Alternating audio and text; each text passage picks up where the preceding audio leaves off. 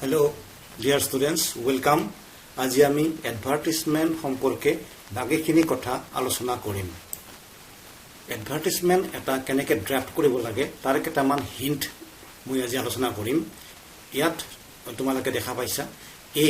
To promote sales and business, advertisements should be interesting, meaningful and attractive. গমে পাইছা তোমালোকে যে যদি আমি সেল কিবা বিক্ৰী নাইবা কিবা বিজনেছৰ কিবা কথা আমি ক'ব খোজো বা সেই সম্পৰ্কে যদি আমি এডভাৰটাইজ দিব খোজো তেনেহ'লে হেতু নিশ্চয় ইন্টাৰেষ্টিং হ'ব লাগিব, অৰ্থপূৰ্ণ হ'ব লাগিব, আকৰ্ষণীয় হ'ব লাগিব।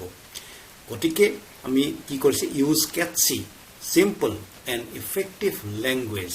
কেটচি মানে আকৰ্ষণীয়, যাতে সহজতে আকৰ্ষণ হয়, সিম্পল কিন্তু মানে সৰল কথা, আৰু এফেক্টিভ মানে ফলদায়ক লেংগুৱেজ, যাতে মানে সেই যিটো লেংগুৱেজ আমি ব্যৱহাৰ কৰিছোঁ, যি ধৰণে কথাটো কৈছোঁ সেইটো যাতে আকৰ্ষণীয় হয়, যাতে মানুহে সেইটোৰ প্ৰতি আকৰ্ষিত হৈ উঠে। Content and style should blend happily.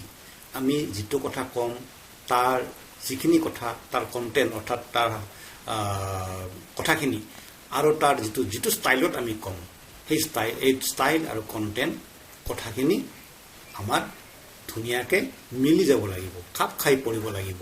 ষ্টাইলটোৰ বিভিন্ন ধৰণৰ ষ্টাইল থাকে, সেই বিভিন্ন আমি যিখিনি কথা ক'ব খুজিছোঁ সেই কথাখিনিৰ লগত ষ্টাইলটো মিলি যাব লাগিব।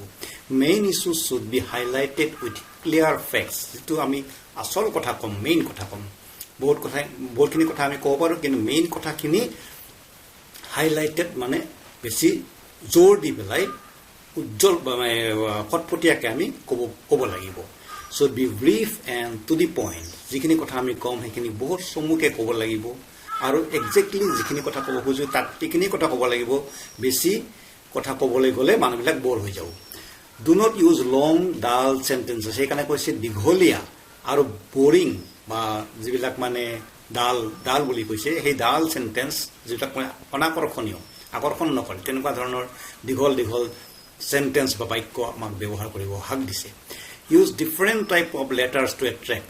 এট্ৰেক্ট কৰিবৰ কাৰণে লেটাৰ যিবিলাক আমি লিখোঁ, capital letter, small letter, bold, তাৰপিছত ফণ্টবিলাক বিভিন্ন ধৰণৰ ষ্টাইলত, সেইবিলাক আমি ধুনীয়াকৈ যাতে মানে আকৰ্ষণ কৰিব পাৰি, যাতে মানুহ বিৰক্ত নহয়, তেনেকুৱা ধৰণে ব্যৱহাৰ কৰিব লাগিব।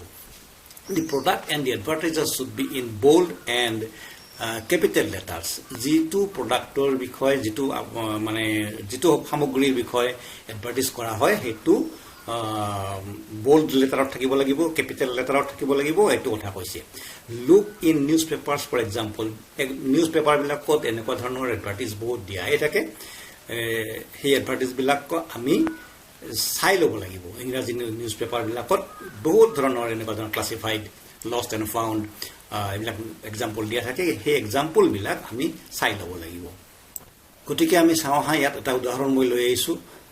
আজিৰ আছাম ট্ৰিবিউন কাকতখনত এইটো এটা দিছে, দিছপুৰ কলেজে এটা দিছে, গণেশগুৰিৰ এডমিশ্যন নটিচ 2021 আৰু 22 বৰ্ষৰ বাবে এডমিশ্যন নটিচ এখন দিছে।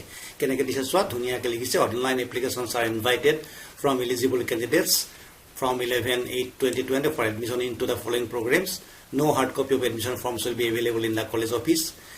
এনেকৈ চিন দি পেলাই কৈছে SS first year arts and commerce through অমুকটো website, first year BA honours, first semester BBA BCL। For further details please visit college website, principal Dispur college. ধুনীয়াকৈ এইটো দিছে হা। গতিকে এনেকুৱা ধৰণে তেওঁলোকে এডভাৰটাইজটো বনাইছে। আকৌ ইয়াতে আছাম ট্ৰিবিউনৰ চিটুৱেশ্যন ভেকেণ্ট, গুজৰাট ইউনিভাৰ্চিটি এটা এপ্লিকেশ্যন ইনভাইট কৰিছে। এনেকৈ কেইটামান মই ইয়াত লৈ আহিছোঁ, তোমালোকে ভিডিঅ'টো ষ্টপ কৰি পেলাই এইটো। ইয়াত দুটামান এক্সাৰচাইজ ফৰ প্ৰেক্টিছ দিছোঁ। Question 1, question 2, question 3, question 4, question 5 কেইটামান দিছোঁ। এটা দিছোঁ চিটুৱেশ্যন ভেকেণ্টৰ ওপৰত, এটা দিছোঁ এটা ষ্টাৰ্ট, এটা যোগা চেণ্টাৰ হৈছে তাৰ ওপৰত এটা এডভাৰটাইজ বনোৱা বুলি দিছোঁ। এটা দিছোঁ লষ্ট এণ্ড ফাউণ্ড, তাৰ ওপৰত এটা তোমাৰ আইডেণ্টি কাৰ্ড হেৰাইছে, চাৰ্টিফিকেট হেৰাইছে, মানি বেগ হেৰাইছে, তাৰ ওপৰত এটা দিবা। তাৰপিছত তুমি ধৰি লোৱা তোমাৰ টু হুইলাৰখন চেল কৰিব খুজিছা, এনেকুৱা ধৰণৰ কুৱেশ্যন হ'ব পাৰে, তাৰ ওপৰত এটা এডভাৰটাইজ বনাব দিছে। এনেকৈ ধৰণৰ কেইটামান আমি ইয়াতে কুৱেশ্যন এটা তোমালোকক দিছোঁ। টু লেট, হয়তো ঘৰ ভাড়া দিবা তুমি, তাৰ ওপৰত এটা দিছোঁ।